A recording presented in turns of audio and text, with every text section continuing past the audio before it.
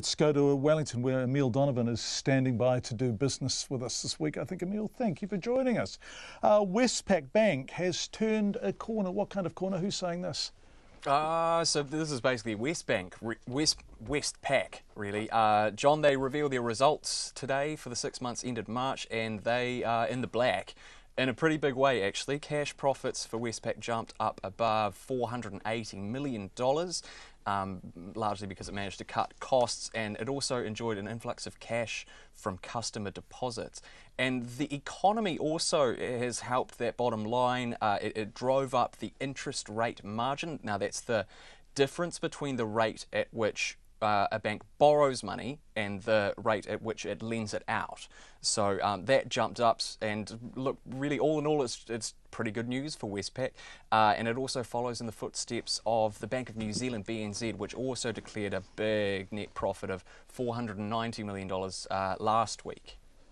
Yeah, these are big, big numbers, aren't they, Emile? Although ANZ is still beating them all, by golly. What about Westpac and the issue with its parent over the Tasman? Any comment on what's happening in Australia and what we're learning through the Banking Royal Commission there?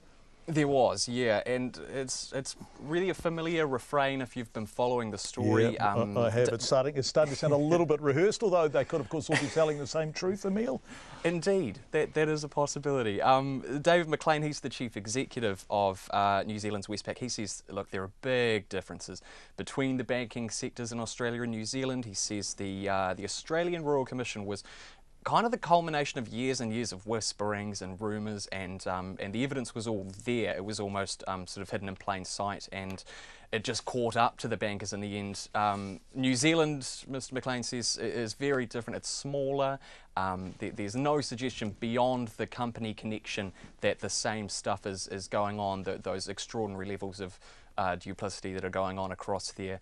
And as we say, it's really the singing from the same hymn sheet, punish not the son for the sins of the father. Nice, Emile. Yeah. And they have to put their case to the FMA, and the FMA will look at the sins or otherwise of the son, so we will hear back. Exactly. Just before you go, very quickly, the Briscoe Group sales are up again, are they? That's right, yeah. So Briscoe, the Briscoe Group owns Briscoe's, obviously, and Rebel Sport as well. It's pretty good news for them as well. Their sales rose by about $5 million, up to $146 million. That's 3.5% better than the same period last year. Excuse me. Interestingly, that's being driven mainly by Rebel Sport and their online sales. Their online sales had a double-digit percentage increase, and they account for about 8% of all of their sales now.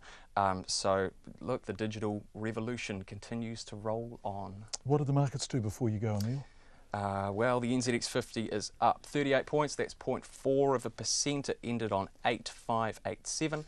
And the dollar is steady. It's buying 70.2 US cents, 93.3 Australian, and 51.8 pence. Emile Donovan, thank you very much indeed. Emile joining us live from the Wellington newsroom, of course.